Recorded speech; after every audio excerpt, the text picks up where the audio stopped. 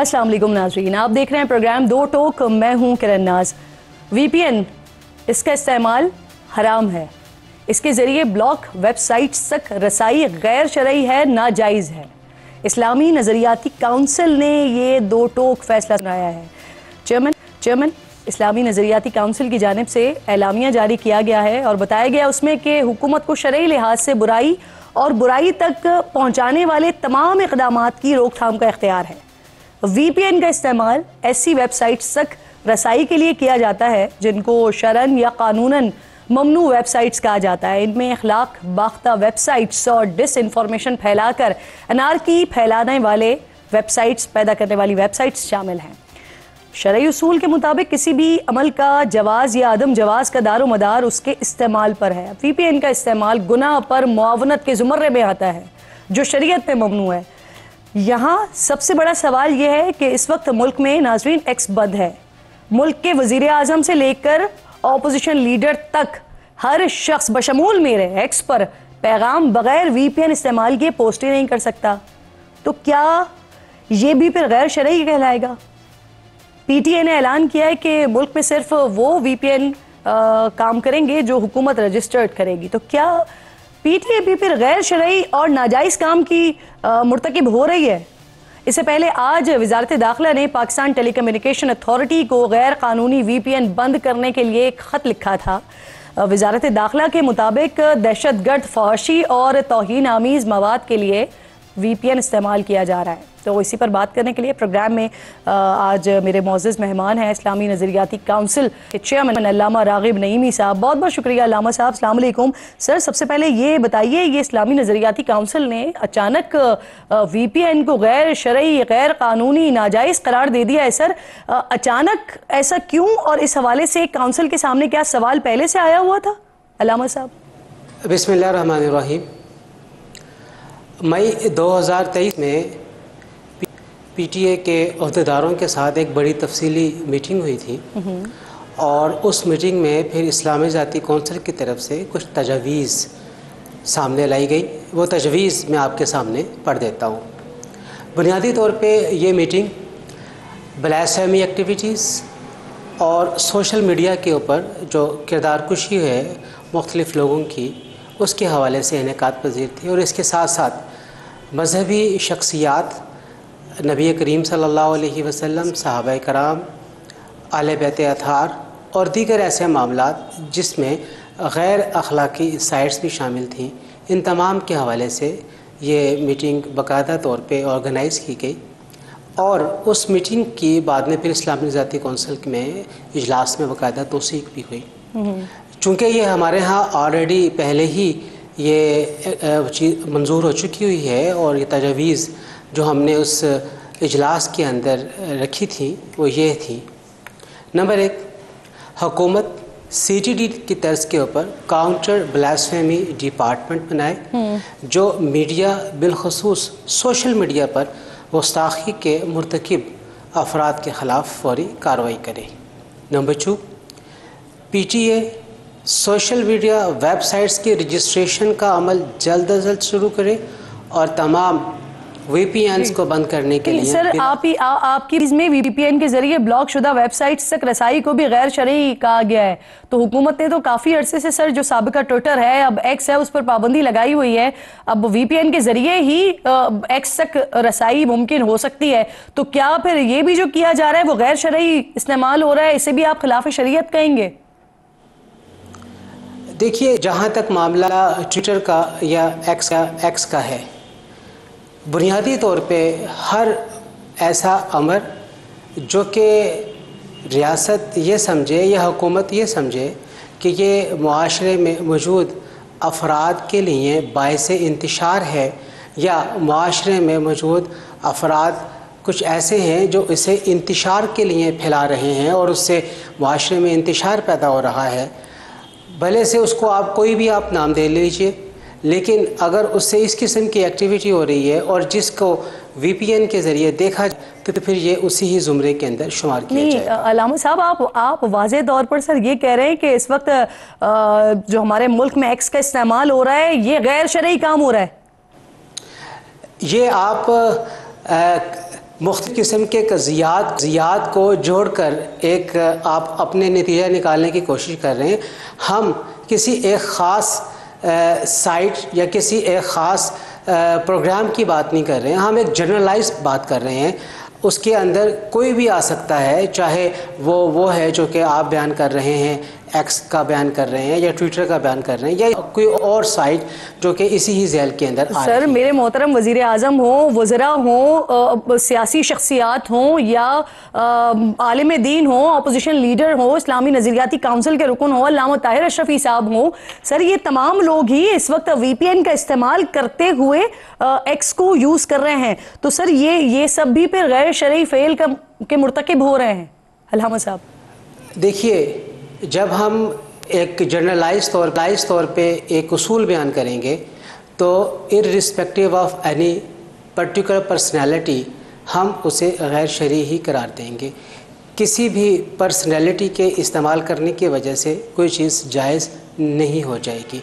यहाँ पे यह बात मलहूज़ खातिर रखी जाए कि जब एक चीज़ का इस्तेमाल मिन हैसुल मजमू एक हुकूमत की तरफ से रोक दिया गया है और रोका जा रहा है, और जिसको इस्तेमाल करने के लिए मुख्तलिफ़ किस्म के इस तरह के टूल्स इस्तेमाल किए जा रहे हैं, तो फिर कानूनी तौर पर एक तरफ वो नाजायज़ है उसका इस्तेमाल करना, और दूसरी तरफ ये कि इससे आप मुआशरे में होने वाले असरात को मुरतब होते हुए देख रहे हैं, जो कि मुआशरे में नफ़रत अंगेज़ी, मुआशरे को तआस्सुब और मुआशरे में नफ़रत अंगेज़ी को फैला रहा है।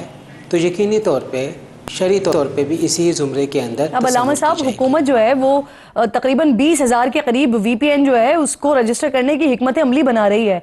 तो वो जो रजिस्टर हो जाएंगे VPN, वो भी नाजायज़ होंगे, जो 20,000 तकरीबन हो चुके हैं अब तक, तो वो भी गैर शरई होंगे, नाजायज़ होंगे, या उसके लिए कोई गुंजाइश है? देखिए हमने एक जनरलाइज बात की है कि हर ऐसा VPN ऐप जो कि ब्लास्फेमी के लिए, जो कि अखलाकी और गैर अखलाकी और गैर मुहज़्ज़ब साइट्स तक पहुँचने के लिए, जो मुआशरे में इंतशार की कैफियत फैलाने के लिए इस्तेमाल किया जाएगा, उसका इस्तेमाल किया जाना शरई तौर पे बाइसे गुनाह होगा, भले से वो VPN रजिस्टर्ड है या वो VPN गैर रजिस्टर्ड है।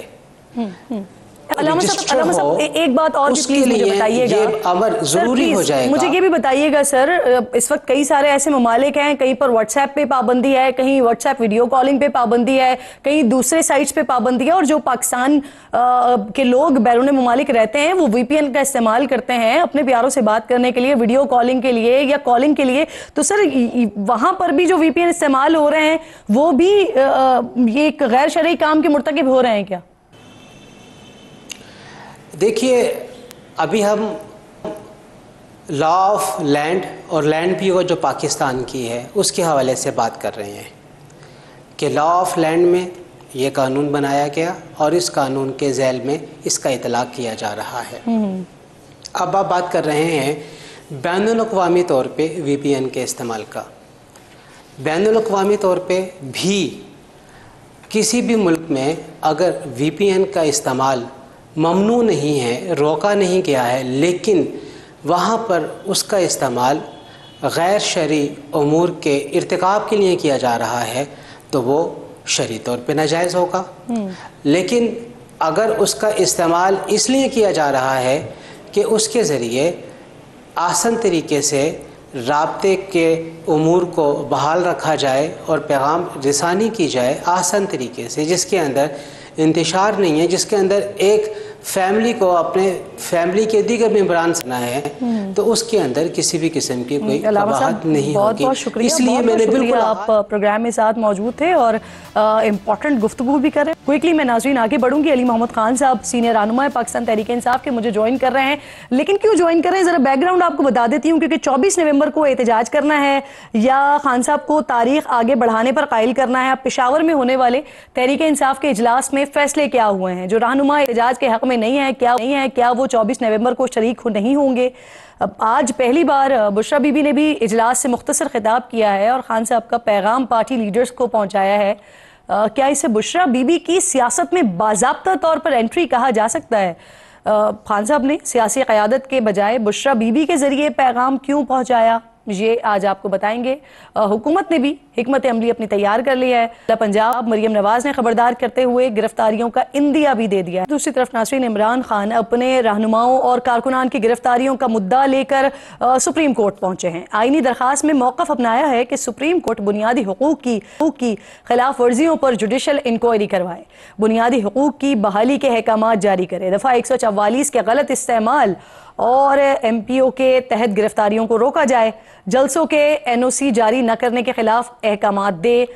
इन्हीं मामलात के दौरान वज़ीर दिफा ख्वाजा आसिफ की जानिब से एक स्टेटमेंट सामने आ गया जिस पर ऑपोजिशन तो शायद खुश हो लेकिन हुकूमत यकीनन परेशान होगी। करें कि मुल्क में इस वक्त हाइब्रिड निज़ाम मौजूद है, तो क्या ख्वाजा साहब अपने ही पोल पर गोल मारे जा रहे हैं? ये ऑब्वियसली तारीख बताएगी। इस वक्त बात करने के लिए अली मोहम्मद खान साहब ज्वाइन कर चुके हैं। बहुत शुक्रिया। अस्सलाम वालेकुम अली भाई। सबसे पहले सर, इजलास के हवाले से ज़रा मुझे बता दीजिए क्या फैसले हुए हैं? इस्लामाबाद में धरना करने जा रहे हैं, एहतजाज करने जा रहे हैं, या एक वो पॉलिसी आई थी कि जो बाकी शहरों के लोग हैं वो अलग अलग अपने अपने शहरों में करेंगे? आज आपने बताया कि इस्लामाबाद में सब लोग जमा होंगे। फाइनल डिसीजन हुआ क्या है? जी बहुत शुक्रिया। बिस्मिल्लाह रहमान रहीम। अल्लाहुम्मा सल्ली अला मुहम्मद व आलिहि वसहबिहि वसल्लम। फैसले तो इमरान खान ने करने, इजलास में तो फैसलों पे सिर्फ अमल दरामद के लिए तरीक़े कार पे बहस या गुफ्तगू होती है या आज हुई है। इमरान खान साहब ने आज एहतजाज के हवाले से ये बात इसलिए क्लियर की कि जब हमारे मोहतरम सेक्रेटरी जनरल ये राजा साहब ने जब उनको ये बात उनके उसमें नोटिस में लाई कि 2 इलाकों के बारे में ये बात आई है कि वहाँ लोकल एहतजाज होगा, तो खान साहब ने कहा कि नहीं, सारा एहतजाज इस्लामाबाद में होगा, जो भी एक्टिविटी है, ताकि जो तवज्जो है, जो फोकस है वो डिवाइड ना हो और तवानाइयाँ तकसीम ना हो, सब इस्लामाबाद की तरफ। और फिर मैंने उनसे पूछा कि क्या इस्लामाबाद में डी चौक है या कोई मखसूस पॉइंट है, तो खान साहब ने कम अज़ कम 2-3 बार इसकी उन्होंने वजाहत की, बताया कि नहीं, कोई ख़ास जगह नहीं है, इस्लामाबाद शहर सब ने पहुँचना है। उसके बाद लीडरशिप जो है गौहर साहब या सलमान राजा साहब फिर बता देंगे कि वहाँ कहाँ आपने मुर्तकिज़ होना है। बेसिकली तो खान साहब ने ये इसलिए किया है कि कोई कंफ्यूजन ना फैले और सारे एक ही सोच के साथ वो आगे बढ़ें, क्योंकि अगर सिंध में या बलूचिस्तान में अलहदा एहतजाज होता तो ज़ाहिर है फिर वहाँ की जो हमारी क़यादत है, वहाँ का जो हमारा वर्कर है या अवाम है, उनकी तवज्जो वहाँ होती। तो इसलिए खान साहब ने यह फैसला किया कि सब इस्लामाबाद की तरफ आएँ। बाकी जो मीटिंग हुई है खैबर पख्तूनख्वा में पंजाब की, और अपना लीडरशिप भी आई आज, और इतवार को खैबर पख्तूनख्वा वालों की भी है। इंशाअल्लाह पंजाब, खैबर पख्तूनख्वा और बाकी सूबे सब मिलकर 24 को निकलेंगे। और 24 के हवाले से इमरान खान साहब आज बहुत ज्यादा आप कह रहे हैं सब निकलेंगे, अब ऑपोजिशन लीडर समेत पंजाब के कई रहनुमाएं जो एहतजाज के हक में नहीं है, तो आज जो इजलास हुआ उसमें शरीक हुए? मैं तो अडियाला से बड़ा देर के बाद मैं पहुंचा हूं, तो एग्जैक्ट तो मुझे ये नहीं पता कि कौन से लीडरशिप वहां मौजूद नहीं थे, लेकिन कुछ इशू ये था कि सुबह मेरी मोहतरम हमारे अपोजिशन के जो है चीफ विप साहब आमिर भाई से बात हुई, तो वो मुल्तान थे, और आपको पता है कि ये बड़ा एक मसला है उसका, स्मोक का, तो वो पहुंच नहीं पा रहे थे। इस वजह से उन्होंने अपने भाई को शायद आज भेजा है, तो कुछ लोग शायद स्मोक या इन इशूज की वजह से ना पहुंच पाए हो। बाकी बहुत से लोग जो हैं वो आए भी हैं। जहां तक इस बात का ताल्लुक है, अभी आपने भी ये मुद्दा उठाया है, कुछ देर पहले शहजाद इकबाल साहब ने भी जियो पे यही मुद्दा उठाया, तो इस पे मैं क्लियर कर दूं कि अगर कोई कंफ्यूजन या मिसअंडरस्टैंडिंग या कोई डिफरेंस ऑफ ओपिनियन था तो वो 24 की तारीख आने से पहले तक था। अब खान साहब ने जो फैसला कर दिया है उसके बाद यानी अब जो है वो अली भाई सारी जमात जो है वो एक पेज पर आ गई है, या अब भी क़यादत में कुछ लोग समझते हैं कि एहतजाज का फायदा नहीं है या जो टाइम चूज किया जा रहा है वो गलत है? सारे लोग एक पेज पर आ गए हैं अब। खान साहब ने जो डेट दी है उस पर सब एक पेज पे हैं। हर आदमी की अपनी राय जरूर हो सकती है। ये तहरीक इंसाफ एक सियासी जमात है, और ना ये फौजी रेजिमेंट है, और ना ये मुस्लिम लीग नून या पीपल्स पार्टी की तरह कोई फैमिली लिमिटेड कंपनी है, कोई मरूसी जमात तो नहीं है। यहाँ आदमी की अपनी सोच है, लेकिन जब इमरान खान साहब ने फैसला कर दिया है उसके बाद सारे एक नुक्ते पे हैं, एक पेज पे हैं। 24 को इंशाल्लाह पूरी कौम निकलेगी। और आज मैंने इमरान खान साहब को 24 के कॉल के हवाले से बहुत पुरुमीद पाया है, और वो उन्होंने कहा कि 8 फरवरी को जिस तरह कौम निकली थी, जो जज्बा दिखाया था, वही जज्बा वो 24 नवंबर को भी इंशाल्लाह दिखाएंगे। अच्छा, आज पहली बार बुशरा बीबी साहिबा उन्होंने इजलास से मुख्तसर खिताब किया और खान साहब का पैगाम पार्टी लीडर्स को पहुंचाया है, तो क्या अली भाई बाज़ाब्ता तौर पर सियासत में एंट्री दे दी है बुशरा साहिबा ने? नहीं, इनका सियासी कोई अज़ाइम तो नहीं है, ना खान साहब ने इनको कोई ऐसा रूल दिया है, कोई मैसेज उन्होंने पहुंचाया होगा। जाहिर है कुछ चीज़ें ऐसी भी होती हैं जहां कोई और लीडरशिप अगर फ़र्ज़ करें अवेलेबल नहीं है और वहाँ खान साहब के साथ उनकी सिस्टर हैं या उनकी वाइफ हैं या और कोई फैमिली मेम्बर है या कोई और मेम्बर है, तो रिस्पॉन्सिबिलिटी खान साहब उनको दे दें कि आप बाकियों को आप इत्तला कर दें। उस यहाँ तक तो वो एक मैसेज उन्होंने दिया है, बाकी उसके आगे तो पार्टी लीडरशिप मौजूद है। इस तरह मैंने अभी आपके प्रोग्राम में अर्ज भी किया कि तहरीक इंसाफ कोई मुरीसी जमात तो नहीं है, इसलिए यहाँ पे प्रॉपर एक सिस्टम है, पूरी तंजीम है, सेक्रेटरी जनरल है, जनरल सेक्रेटरी है, पंजाब के सदर हैं, खैबर पख्तूनख्वा के सदर हैं जी। तो और आज से तो नहीं है, हमारी जमात तो 27 साल से है। और सर, एहतजाज का ऐलान हलीमा खान साहिबा के जरिए, हिकमत अमली बुशरा बीबी के जरिए, पार्टी लीडर्स गायब हैं दरमियान से, इसकी कोई वजह समझ अदम एतमाद भी हो सकता है क्या? कुछ लोग ये बात जरूर करते हैं, लेकिन मेरा नहीं ख्याल कि खान साहब का अपनी लीडरशिप पे कोई अदम एतमाद है, क्योंकि ये ओहदे भी खान साहब ही ने उनको दिए हैं। और आज खान साहब ने इस पे भी बात की है, जेल में कहा है कि जो मेन ऐलानात या जो कुछ है वो नहीं, वो कुछ लोग जो ये बात करते हैं वो पार्टी के अंदर ही बात करते हैं। नहीं, मैं मीडिया में ये बात सुन रहा हूँ, इसलिए मैंने इस तासुर को रद्द किया है कि इमरान खान साहब का अपनी लीडरशिप जो उन्होंने खुद ही चुनी है, बैरिस्टर गौहर को उन्होंने चेयरमैन बनाया है, वरना गौर साहब तो पार्टी में काफी बाद में आए हैं। इसी तरह सलमान राजा साहब जो हैं तो फिर पार्टी में खान साहब ये हिकमत अमली की कोई खास वजह है क्या?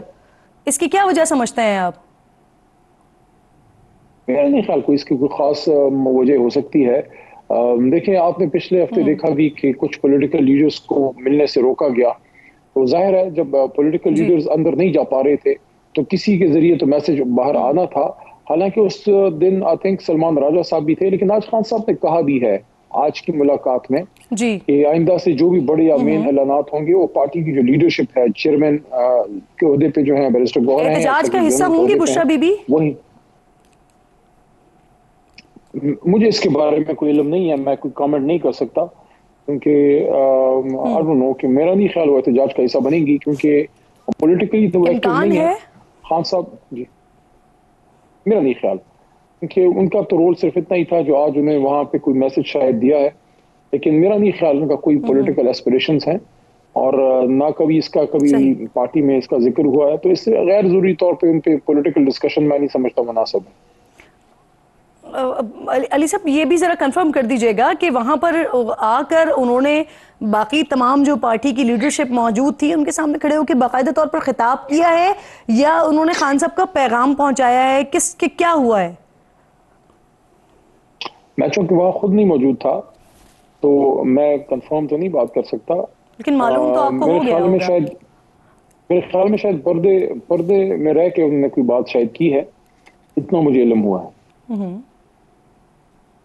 सही। अब आप ये बात कर रहे हैं कि ये तो फाइनल हो गया कि ये 24 नवंबर की फाइनल कॉल है, लेकिन जब आपने खान साहब से बारहा पूछा तो उन्होंने कोई लोकेशन, कोई स्पेसिफिक लोकेशन नहीं बताई। उन्होंने कहा इस्लामाबाद में जमा हो जाएंगे और उसके बाद आगे की हिकमत अमली सलमान अकरम राजा साहब या बैरिस्टर गौहर साहब बताएंगे। सर, इससे पहले भी अभी रिसेंट पास्ट में आपका एक जलसा हुआ था सवाबी में, वहां पर यही सारी बातें जब अमेरिकन इलेक्शन से पहले हुआ था मामला, उसमें भी उसकी वजह से एक शख्स जो है वहां पर झंडा लेकर आ गया था।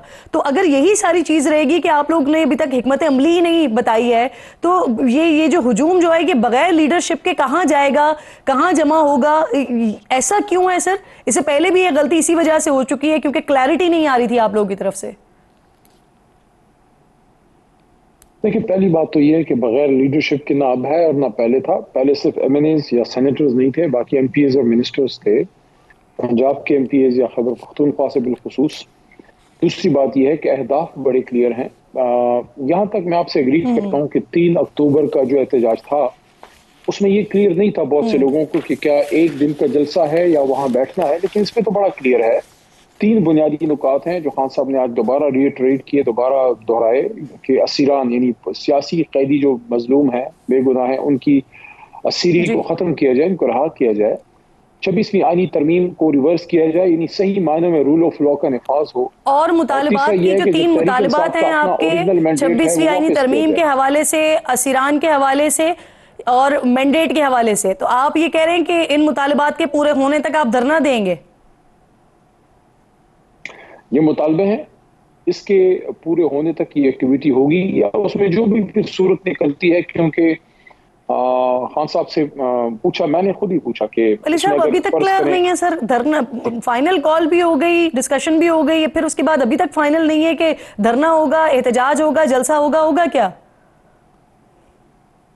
नहीं, ये तो क्लियर है क्योंकि वहाँ तहरीक इंसाफ ने उसको प्रोलॉन्ग तो वो एक्टिविटी क्या होगी सर? क्या आप लोग वहां पे स्टे करेंगे जब तक मुतालबा पूरा नहीं होता? धरना ही कहते हैं ना फिर उसको। मैं अपनी बात पूरी कर लूँ, थोड़ा बोलने दिया करें जी। जलसा नहीं है क्योंकि वो 1 डे अफेयर होता है, तो एहतजाज है या धरना है, वहाँ पे स्टे होगा, उसको आप धरना ही कह सकते हैं। लेकिन पिछली बार से इसलिए अहदाफ क्लियर हैं कि वहाँ आपने रुकना है, और दूसरा ये कि 3 ये बुनियादी मुतालबात हैं, और साथ में अगर हुकूमत की तरफ से कोई रब्ता होता है, मैंने पूछा उनसे खान साहब से, अगर कोई रब्ता होता है तो उसका क्या तरीक़ेकार होगा, इसने बात करनी है। तो खान साहब ने कहा कि अगर कोई रब्ता होता है तो मेरे से डायरेक्ट होगा। तो खान साहब ने राब्ते का रास्ता बंद नहीं किया, यानी कि 24 से पहले भी अगर कोई सूरत निकलती है मुतालबात के पूरे होने की, तो भी खान साहब से डायरेक्ट रब्ता मेरे ख्याल में किया जा सकता है। लेकिन उसमें यह है कि और आप एक्सपेक्ट कर रहे हैं कि वो राब्ता हुकूमत के अलावा किसी और तरफ से भी हो सकता है? बतौर सियासी कारकुन तो मैं एक्सपेक्ट नहीं करता। मैं समझता हूँ कि राब्ता हमेशा सियासी क़ुव्वतों के बीच में ही होता है। अगर एस्टैब्लिशमेंट की तरफ से कोई राब्ता होता है तो वो उसको आप मुज़ाकरात नहीं कह सकते, वो एंगेजमेंट होती है, कोई अंडरस्टैंडिंग तो आप की जमात के बानी हुकूमत के साथ बैठने को तैयार नहीं है, पिछले 2.5-3 साल से मुद्दा ही ये लेकर बात कर रहे हैं कि वो बात करें उनसे। नहीं, इसको मुख्तलिफ वक्तों में गलत तरीके से इसको पेश किया गया है। खान साहब ने ये नहीं कहा कि मैं किसी से, उन्होंने कहा कि अगर कोई मीनिंगफुल मुज़ाकरात होते हैं तो मीनिंगफुल तो हुई ही नहीं है। मेरे सामने हमने कहा कि अगर कोई मीनिंगफुल बात हो, ये 3 महीने 3.5 महीने पहले बात इंतहाई गैर मुहज़िब अंदाज में ये जो पाकिस्तान की सियासी लीडरशिप है मुख्तलिफ जमातों की, उनके बारे में बड़े गैर मुहज़िब अंदाज में खान साहब कहते रहे कि मैं इनके साथ बैठना ही पसंद नहीं करता, बात ही नहीं करना पसंद करता। खैर वो तो आपकी राय है ना, गैर मुहज़्ज़ब आप कह रही हैं, बाकी जरूरी नहीं है मैं या कोई और से एग्री करे। खान साहब ने ये कहा था कि अगर आपके पास इख्तियार नहीं है तो फिर मुज़ाकरात किस चीज़ की। मीनिंगफुल का यही मतलब है ना, नतीजा खेज हो, यानी कि हमने कोई एक दूसरे के साथ बैठ के चाय के कप पे गपशप तो नहीं करनी।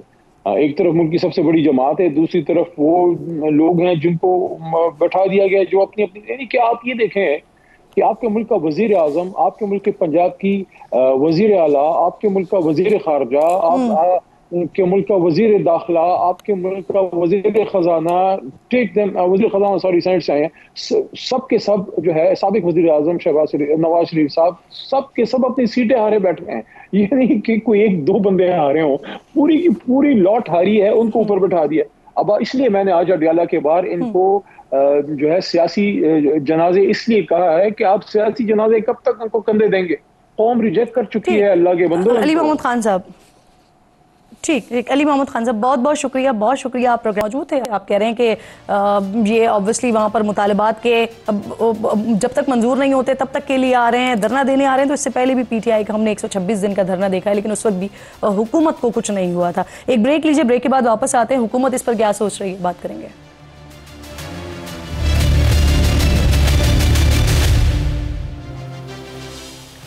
प्रोग्राम में एक बार फिर आपको खुशामदीद कहूँगी। पार्लिमानी सेक्रेटरी इत्तलात हैं, हुकूमती तर्जुमान बैरिस्टर दानियाल चौधरी साहब मुझे ज्वाइन कर रहे हैं प्रोग्राम में। शुक्रगुजार हूँ आपकी। दानियाल साहब, अब फाइनल कॉल बाकायदा पाकिस्तान तहरीक इंसाफ की तरफ से आ गई है, 24 नवंबर को धरने की बात कर रहे हैं। इनफैक्ट हुकूमती बयानात से लगता है कि अब चंद दिन पहले से ही कार्रवाइयों का आगाज़ हो जाएगा। एहतजाज की इजाज़त नहीं देंगे आप लोग, ऐसा ही है सर? देखें जी, एक तो थैंक यू जी for having me on the show. देखें, आपका एक बड़ा अनफॉर्चुनेट है कि इस मुल्क में जब भी चीज़ें मुस्तकम हो रही होती हैं, बेहतरी की तरफ जारी होती हैं, तो ये टोला जो है वो निकल के मुल्क को जलाओ घिराओ और इस तरह की चीज़ें करना चाहता है। इनकी ये सियासी मौत है कि आज आपका मुल्क जो है इंटरनेशनल आइसोलेशन से ख़त्म हो रहा है। इनकी ये सियासी मौत है कि आज आपकी महंगाई की शरह जो है सिंगल डिजिट में आ गई है। इनकी ये मौत है कि आज शरह सूद में कमी हो रही है। इनकी ये मौत है कि भाई कि जो हमारा जो बजट था, जो एक्सपोर्ट था, उस पे हमारा जो सब डेट था वो ख़त्म होकर 2 बिलियन हमारा इस महीने का सरप्लस था, ट्रेड सरप्लस था हमारा। तो इनके लिए तमाम चीज़ें जो हैं जो बेहतरी होती की तरफ जा रही हैं, इनकी ये सियासी मौत है और इनके पास और कोई तरीका नहीं है कि अपने आप को प्रूव करने का या अपने आप को दिखाने का, सवाए कि जलाओ गिराओ, नफ़रत और तफरीक की बात करें और ऐसी हरकतें करें। लेकिन जो पीसफुल और प्रोटेक्शन एक्ट के बाद हमने एक चीज़ तो बड़ी क्लियर कर दी है कि पाकिस्तान में 2 सोचें इकट्ठी नहीं निकल सकती, 2 सोचें इकट्ठी नहीं चल सकती। वो नफ़रत की, जलाओ गिराओ की, तकसीम की, पाकिस्तान को तोड़ने की सोच और पाकिस्तान को आगे लेके जाने की, प्रोग्रेसिव पाकिस्तान की सोच इकट्ठी नहीं जा सकती। इनमें से एक सोच आगे बढ़ेगी और वो सोच है पाकिस्तान को आगे लेके जाने की और पाकिस्तान को बेहतरी की तरफ लेके जाने की। इनको अगर इन्हें एहतजाज करना है तो after the peaceful and protection act, जी सर आप अपना जुमला कंप्लीट कर लें। तो after peaceful and protection act के बाद ये इनके पास जगह मुख्तस है। ये अगर एहतजाज करना चाहते हैं, किसी जिस कॉज के ऊपर करना चाहते हैं, उसके लिए एप्लीकेशन दे के उसकी अप्रूवल लें, उसकी परमिशन लें और उसके बाद उधर ये एहतजाज कर सकते हैं। वरना अगर ये समझेंगे कि इनको डी चौक ब्लॉक करने की इजाजत दी जाएगी, जलाओ घिराव करने की इजाजत दी जाएगी। जी सर, पीटीआई के मुतालबात आए ना 3-4 सामने। एक तो वो आईनी तरमीम की बात करें, 26वीं आईनी तरमीम के खात्मे की बात करें, दूसरा आइन की असल शक्ल में बहाली की बात कर रहे हैं, तीसरा वो मैंडेट वापस मांग रहे हैं और चौथा जो है वो ट्रायल के बगैर कैद जो है सियासी असीर उनको रिहा किया जाए, ये मुतालबा कर रहे हैं। सारे ना सही सर, कुछ मुतालबात तो बात हो सकती है। देखें, इनसे हम डे 1 से बैठ के बात कर रहे हैं और हमारी डे 1 से ये कोशिश है कि चीज़ें जो हैं वो बेहतरी की तरफ जाएं। वो जब आइनी तरमीम थी तो आइनी तरमीम में नुख्ते से लेकर कौमा तक वो था जो इनकी मर्जी से लगा था, उस पर इन्होंने एग्री किया था। लेकिन इमरान खान ने और उनकी जमात ने बाद में इससे बैक ट्रैक कर गए। वो इसलिए क्योंकि उनको पता है कि पाकिस्तान की जब जमहूरियत मजबूत होगी, चीज़ें बेहतरी की तरफ जाएंगी, चीज़ों में आपको प्रोग्रेस नज़र आ रहा होगा, तो फिर इनकी जो नफ़रत की कहानी है वो नहीं बिकेगी, जो इनकी जलाओ घिराओ की कहानी है वो नहीं बिकेगी, वो पाकिस्तान को आग लगाने की कहानी नहीं बिकेगी। इसीलिए ये मैं ना मानू की रट लगाए हुए ये भाग के चले नहीं सर, तो पीटीआई से क्या बात होगी नहीं है? कोई ऑप्शन बाकी है? बात हो सकती है? देखिए, हमारे लिए तो डे 1 से हमेशा ऑप्शन है और हम हमेशा उस ऑप्शन को एक्सप्लोर भी कर रहे हैं, उसके ऊपर बात भी कर रहे हैं और हम ये भी कह रहे हैं कि उस ऑप्शन से चीज़ों को आगे बेहतरी की तरफ लेके जाएं। लेकिन अनफॉर्चुनेटली इनके मकासद कोई और है। इनके मकासद वही हैं कि एक स्टेटमेंट से आपने अपनी इंटरनेशनल एयरलाइंस को वरान बस बना दिया। इनके मकासद वही हैं कि पाकिस्तान को तोड़ने का नारा लगाया। इनके मकासद वही हैं कि इन्होंने सिविल नाफरमानी और अपनी जो आर्मी, अपनी फ़ौज की इंस्टॉलेशन, अपनी फ़ौज के ऊपर हमले करवाए, अपने शोधाओं का मजाक उड़ाया, अपने शोधाओं को उनके घर वालों को तज़लील किया। ये इनके हदफ हैं, ये इनका एक back mind of back door पे इनकी चीज़ें चल रही हैं। हम इनके साथ बैठ कर किस तरह चीज़ें चला सकें। और सर, क्या फैज़ हमीद के कोर्ट मार्शल जो है वो 24 नवंबर से पहले आने का इम्कान है क्या? देखिए, मैं तो क्योंकि उनका स्पोक्स पर्सन नहीं हूँ और ना मेरे पास कोई खास इतलात हैं, वो तो आई थिंक उनका जो अपना प्रोसेस है वो दे विल नो बेटर। चलिए आगे बढ़ते हैं सर। आपके इत्तेहादी है पाकिस्तान पीपल्स पार्टी, उनके चेयरमैन बिलावल भुट्टो जरदारी साहब नून लीग से वादा खिलाफी का शिकवा कर रहे हैं, कह रहे हैं कि आईनी तरमीम के वक्त जो वादे किए थे आप लोगों ने, उससे हुकूमत पीछे हट रही है। क्या कहेंगे, क्या आप लोगों को भी हैं ग्रीवेंसेस पाकिस्तान पीपल्स पार्टी से? देखिए, हमारी जमात का एक तरीकाकार है काम करने का। एक तो हम जो है ना हमने जब पिछली हुकूमत में जब पीपल्स पार्टी की गवर्नमेंट थी तो हम 5 साल खामोशी से बैठे और हमने ये शिकवे और इन चीज़ों में हम बिलीव नहीं करते। पीपल्स पार्टी के बिल्कुल ग्रीवेंसेस होंगे, हो भी सकते हैं और हम उनको हल भी करेंगे। जब आप जमहूरियत का हुस्न ही ये है कि आपके इख्तिलाफात हों, और आप उनको हल करें। हम भी, हमारे भी जो अपने इख्तिलाफात हैं, हम उनको देखें, जो हमारी शिकायत है वो हम अपने गंदे कपड़ों को लोगों के सामने धोने में बिलीव नहीं करते। अगर हमारे कोई डिफरेंसेस या किसी चीज़ के ऊपर हमारे कोई बात है तो हम उनके साथ बैठ के बात करेंगे और इंशाल्लाह करेंगे, और उनके भी ऐसे कोई इश्यूज नहीं है जिनको हल नहीं कर सकते। सर, साबिक वज़ीर ख़ारजा और मौजूदा ऑब्वियसली आपके इत्तेहादी बिलावल साहब ये भी कह रहे हैं कि पाकिस्तान के अमेरिका से जो मौजूदा ताल्लुकात हैं वो पहले से ज़्यादा ख़राब है। तो आपकी हुकूमत तो इस बात का इल्ज़ाम हमेशा इमरान खान पर लगाती रही है, तो फिर आज ये ताल्लुकात ज़्यादा ख़राब कैसे हैं? देखिए, अमेरिका ने इस रीजन में, क्योंकि मैं एक जियोपॉलिटिकल स्टूडेंट भी हूँ और जो अंडरस्टैंड करता है, अमेरिका ने इस रीजन में अपना एलाई चूज़ कर लिया था, और उनका एलाई जो है वो है हिंदुस्तान। पाकिस्तान का एलाई है चाइना और इस रीजन की अपनी पावर्स। अमेरिका का जब अफ़गानिस्तान से विड्रॉ करने के बाद उनका ऑटोमेटिकली इस रीजन में इन्फ्लुएंस भी कम हो गया। पाकिस्तान का और अमेरिका का एक रिलेशनशिप है जो आपको नज़र आता है ट्रेड के ज़ुमरे में, आपको नज़र आता है जब हमारे बच्चे स्टूडेंट्स पढ़ने जाते हैं, और इंशाल्लाह हम पाकिस्तान को जिन मुल्कों के साथ ख़राब था तो हमने आइसोलेशन से निकाल के हल किया, तो हम आगे भी पाकिस्तान को आइसोलेशन में नहीं जाने देंगे। हमारा एक वर्किंग और एक अच्छा रिलेशनशिप है, उसमें अमेरिकन जो उनके एम्बेसडर हैं पाकिस्तान में, उनका बड़ा पॉजिटिव रोल है, अमेरिकन काउंसलेट का पॉजिटिव रोल है, और इंशाल्लाह हम चीज़ों को हमेशा बेहतरी की तरफ लेके जाते हैं। वो यूएस एड के प्रोग्राम्स हों, वो और हों, बड़ी अच्छी तरीके से पाकिस्तान में अदा किए जा रहे हैं अपनी ड्यूटीज़, और इंशाल्लाह एक जो रिलेशनशिप है वो बेहतरी की तरफ लेके जाएगा। आप कह रहे हैं आपके अलाए हैं, आपके इत्तेहादी हैं, और आपसे जो मुख्तलिफ शिकवे हैं उनमें एक शिकवा ये VPN जो बंद किया जा रहा है, आप लोग बंद कर रहे हैं और वो तहफ़्फ़ुज़ात का इजहार कर रहे हैं, वो नाराज़गी का इजहार कर रहे हैं, वो बाकायदा तौर पर कह रहे हैं कि आप लोगों को पता ही नहीं है, बल्कि उन्होंने तो हुकूमती फैसले को बदकिस्मती और टेक्नोलॉजी के शोबे को नुकसान पहुंचाने के मुतरादिफ करार दिया है। साथ साथ ये भी कह रहे हैं कि इस मामले पर आप लोगों से मुशावरत भी नहीं हुई है कोई उनकी और आपकी VPN बंदिश पर। सर देखिए, मैंने जिस तरह पहले कहा कि बिल्कुल उनके साथ कुछ चीज़ों में अगर मुशावरत नहीं हुई तो इंशाल्लाह साथ साथ करेंगे, लेकिन उसके ऊपर ट्रायल फेजेस में चीज़ें चल रही हैं,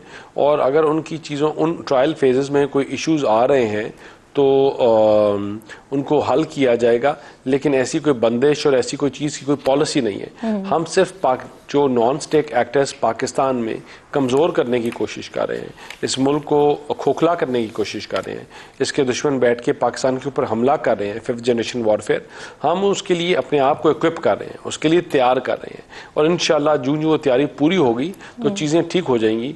हमने कोई सोशल मीडिया में बंदिश या VPN की बंदिश, इन चीज़ों में हम बिलीव नहीं करते। हम ये बिलीव करते हैं कि हम अपना इंटरनल सिक्योरिटी को स्ट्रॉन्ग रखें, अपने 5th जनरेशन वॉरफेयर के लिए तैयार हों और पाकिस्तान को मजबूत करें, और इंशाल्लाह इन तमाम फायर वॉल्स और इन दीवारों से पाकिस्तान की अंदरूनी जो चीज़ें हैं वो मजबूत होंगी, और हम इसको बेहतरी की तरफ लेके जाएंगे और इन मसलों इश्यूज़ को हल करेंगे। बैरिस्टर साहब, सर ये भी फरमाइएगा, साबिक चीफ जस्टिस काजी फाइज ईसा के खिलाफ जो लंदन में एहतजाज हुआ था, उस पर फिर हुकूमत ने कार्रवाई का फैसला भी किया था, बरतानवी इदारों से भी रब्ता किया था कार्रवाई के हवाले से। कुछ ऐसी खबरें आई, इत्तलात आई कि बरतानवी इदारों ने हुकूमत पाकिस्तान को जवाब दे दिया है कि कोई कार्रवाई नहीं हो सकती, ऐसा ही? ऐसा बिल्कुल भी नहीं हुआ। उसके ऊपर जो रिसेंटली एक्शन हुए हमारे गवर्नमेंट के लोगों के ऊपर, और पाकिस्तानी लोग जो वहाँ मुकीम हैं, अगर उनके ऊपर कहीं भी हमला करे तो बरतानिया के रूल्स तो हैं वो तो बहुत ज़्यादा सख्त हैं, इससे बहुत ज़्यादा सख्त हैं। आप किसी गाड़ी रोकने की भी कोशिश करते हो तो बैटरी और असॉल्ट में आता है, और उसको तो they will not be scot free, और गवर्नमेंट ऑफ पाकिस्तान भी उसके ऊपर सख्त एक्शन लेगी। ये ऐसा नहीं हो सकता कि आपके मुल्क को आप बाहर नाम करें, आप कभी पाकिस्तान को गालियाँ दें, कभी जी। आप कह रहे हैं कि भरपूर कार्रवाई होगी। सर, ख्वाजा आसिफ साहब का भी स्टेटमेंट आया है सामने, और वो तस्लीम कर रहे हैं कि हुकूमत का इस्टेब्लिशमेंट के साथ हाइब्रिड मॉडल है। तो सर, ये जो ख्वाजा साहब जिस हाइब्रिड मॉडल की बात कर रहे हैं और जो जनरल बाजवा का हाइब्रिड सिस्टम था, क्या डिफरेंस है दोनों में? देखिए, उनका तो मुझे हाइब्रिड मॉडल नहीं पता, ख्वाजा साहब ने कौन सा हाइब्रिड मॉडल की बात की, लेकिन जो अभी मॉडल है वो सिर्फ एक मॉडल है कि तमाम जमातें, तमाम स्टेक होल्डर्स, तमाम अदारे, उनकी एक हदफ है, और वो हदफ ये है कि इस मुल्क को बेहतरी की तरफ लेके जाना है। सब दिन रात काविशें कर रहे हैं पाकिस्तान को अपने दुश्मनों से लड़कर जितवाना और अपने हदफ अचीव करके पाकिस्तान को इस रीजन का एजेंट टाइगर बनाना। और एजेंट टाइगर बनाएंगे, आप उसको हाइब्रिड कहें या कुछ और कहें, लेकिन तमाम इदारे जो हैं उसी की तरफ हम सारे मिलकर काम कर रहे हैं। वो पाकिस्तान के इदारे हैं, वो लॉ इन्फोर्सिंग एजेंसीज़ हों, वो सिक्योरिटी एजेंसीज़ हों, गवर्नमेंट के पार्ट एंड पार्शल हैं, और इंशाअल्लाह शहबाज शरीफ साहब की लीडरशिप में हम उन चीज़ों को एड्रेस करेंगे और इसके लिए सबकी डायरेक्शन है कि बहुत बहुत शुक्रिया आपका। बैरिस्टर दानियाल प्रोग्राम में साथ मौजूद है। बिलावल साहब के स्टेटमेंट्स पर अभी हमने बात भी की, काफ़ी नाराज़ भी हुकूमत से नज़र आते हैं, शिकवा करते हुए भी दिखाई देते हैं। तो पाकिस्तान पीपल्स पार्टी का ही मौक़िफ़ आपके सामने रखेंगे। ब्रेक लेते हैं, ब्रेक के बाद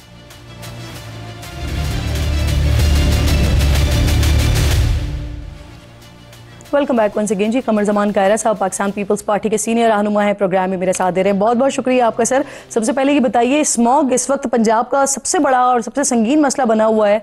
हुकूमत ने लाहौर में, मुल्तान में लॉकडाउन नाफिज किया है, तो पंजाब हुकूमत की पॉलिसीज़ को पाकिस्तान पीपल्स पार्टी कैसा देख रही है? दुरुस्त समत में जा रही है? मेरा ख्याल में जी यही कोशिशें हो सकती हैं। अब बारिश बरसाना तो उनके बस का रोग नहीं है, उसके लिए तो अल्लाह ताला का फजल करम ही हो। मसनूई बारिश के लिए सुना है कोशिशें की जा रही है, और हुकूमत पंजाब जितना कोशिश कर सकती है वो कर रही है। और जो एडवाइस करे, जो लोग तनकीद कर रहे हैं वो बेहतर है, तनकीद भी होनी चाहिए, लेकिन तनकीद के साथ ये एडवाइस करें कि फलां काम करने से इस मुसीबत पे काबू पाया जा सकता है, तो वो से बात की जाए कि वो काम करें, बजाय इसके कि हम खाली तनकीद करें। सही। कमर साहब, बिलावल भुट्टो साहब ने भी कल हुकूमत पर बड़ी तनकीद की है, मुआहदे की खिलाफ वर्जी का इल्ज़ाम उन्होंने लगाया है। सर, अभी 8 महीने हुए हैं हुकूमत को, और ये दूसरा मौका है कि जब ये दूसरा मौका है सर, होता है कोई प्रेस कॉन्फ्रेंस उन्होंने की हो, उन्होंने उस तरह उनके ऊपर सवाल हो रहे थे, उन सवालात के जवाब में उन्होंने कुछ बातें कही हैं, और ये गिले शिकवे हुकूमतों के दरमियान, इत्तेहादों के दरमियान होते रहते हैं। जहां आपका ताल्लुक होता है वहां गिला होता है, जहां आपका इख्तलाफ होता है वहां तो गिले नहीं होते ना। उन्होंने ये गिला इससे पहले भी किया है, और न सिर्फ गिला किया है बल्कि जो हमारा तहरीरी मुआहदा है उस पर अमल दरामद के लिए वो प्राइम मिनिस्टर साहब से भी मिले हैं, अपने वफद के साथ लेके भी मिले हैं, हमारे वफूद चेयरमैन साहब की कदम मौजूदगी में मिलते रहे हैं, पंजाब हुकूमत के साथ हमारे तहफ़्फ़ुज़ात हैं वहाँ मिलते रहे हैं। तो ये इन चीज़ों का इजहार करना, इनके ऊपर बात करना, वो क्योंकि सवाल जवाब की एक नशिस्त हो रही थी, उन पर कोई सवाल किया किसी ने, उसके जवाब में उन्होंने कहा, लेकिन ये कोई नहीं कहा, इससे पहले भी कहा, और हमारे ये जायज़ गिले हैं, गिले करना हमारा हक आपके चेयरमैन जो है वो सीईसी में जाने का इंदिया भी दे रहे हैं, तो क्या हुकूमत की जो इस वक्त हिमायत है पीपल्स पार्टी की तरफ से उन्हें हासिल, क्या वो भी वापस ले जाने का इम्कान है? क्या ये बेहतर नहीं है कि आप इस तरह सोचें कि इस तरह करने से हुकूमत के जो जिम्मे वादे हैं वो हुकूमत पूरे कर देगी, बजाय इसके कि हम पैसिव अप्रोच के साथ लोगों को परेशान करें कि जी अगर ऐसा हुआ तो पीपल्स पार्टी इससे अलग भी हो सकती है। ये मैं कहूँ तो आप अभी इसके फ्लैश करके न्यूज़ चल जाएगी, कमर जमान कायरा ने कहा कि पीपल्स पार्टी अलग हो सकती है, तो उससे परेशानी बढ़ेगी लोगों की, तो क्या फायदा। इसको मुस्बत रंग में दीजिए कि हमने एजिटेट किया, बिलावल साहब ने इसके ऊपर एहतजाज किया या बात की है, तो हुकूमत जो अभी तक वादे वो पूरे कर देगी और चीजें स्मूथली चलेगी, ये ज्यादा बेहतर होगा। सर, बिलावल भुट्टो साहब ये भी कह रहे हैं कि अगर देही सिंध से सुप्रीम कोर्ट में जजेस होते तो बराबरी की बात करता, ऐसे तो पूरे मुल्क में कहीं नहीं होता कि देही और शहरी की तकसीम की जाए। किसी सूबे से जज सुप्रीम कोर्ट आता है तो वो इस सूबे का कहलाएगा या ना कि देही या शहरी इलाके का? सर, हमारे यहाँ पंजाब में साउथ और सेंट्रल पंजाब का जिक्र होता है, सिंध में देही और शहरी सिंध का जिक्र होता है, बलूचिस्तान में ए और बी एरिया ये तखसीस मौजूद है, और सिंध के अंदर तो वहाँ नौकरियों का कोटा, दाखिलों का कोटा, डेवलपमेंट का कोटा अर्बन और रूरल सिंध में डिवाइडेड है। लिहाजा ये मेरे और आपके लिए जरा अचंभे की बात हो सकती है कि ये लफ्ज हमारे लिए नए हो, लेकिन सिंध के बिल्कुल प्रैक्टिकली ऐसा होता है। इस हवाले से उन्होंने एक बात इसका साथ साथ रीजन भी बता दीजिए ना सर, वजह क्या है, क्यों देही सिंध के लोग जो है वो जजेस नहीं बनते हैं? इसके बारे में तो मैं कुछ कह नहीं सकता कि जजेस कैसे आते रहे नहीं आते रहे, क्योंकि मेरे इल्म में तो है नहीं, मैं वकील नहीं हूँ, लेकिन ये बात बहरहाल है कि जजेस अगर जजेस को अपॉइंट करते हैं तो फिर मखसूस चैम्बरों से ही मेजॉरिटी में लोग आते रहे। ये एक माजी का रवैया जरूर रहा है। अब हमें तवक्को करनी चाहिए कि अब अदालतों में जो एलिवेशन होगी वो हाई कोर्टों में भी बेहतर होगी और हाई कोर्ट से सुप्रीम कोर्ट जाने का अमल जो है वो भी नहीं सर, तो मुझे बता दीजिए कि फिल्म में है कि जजेस के एलिवेशन से पहले भी क्या ये देखा जाता है कि उसका ताल्लुक किस सूबे से है, वो कौन से इलाके से है, वो कौन सी जबान बोलने वाला है? मेरे अजीज, ये बात तो मुझे मेरे इल्म में नहीं है, लेकिन एक बात मेरे इल्म में है। सुप्रीम कोर्ट बेसिकली एक वफाकी अदालत है। पाकिस्तान एक वफाक है। उस वफाक में अगर किसी एक सूबे से बहुत ज्यादा लोग आ जाते, किसी भी सूबे से, वो सिंध से हो, वो खैबर पख्तूनख्वा से हो, वो पंजाब से हो, तो फिर वो बैलेंस खराब हो जाता है। और ये बहरहाल गिला होता रहा। ये जो भुट्टो शहीद के रेफरेंस में भी गिला चला था कि वफाकी अदालत के अंदर वफाक की नुमाइंदगी बराबर होनी चाहिए। अब हमने आईनी अदालत बनाते हुए ये फैसला किया था। आपका सर वक्त खत्म हो गया है। Thank you so much for your time. इंशाल्लाह नाजरीन से मुलाकात होगी कल। अपना और अपने मुल्क का खास ख्याल रखिए। फ़लस्तीन को अपनी दुआओं में याद रखिए। अल्लाह निगहबान।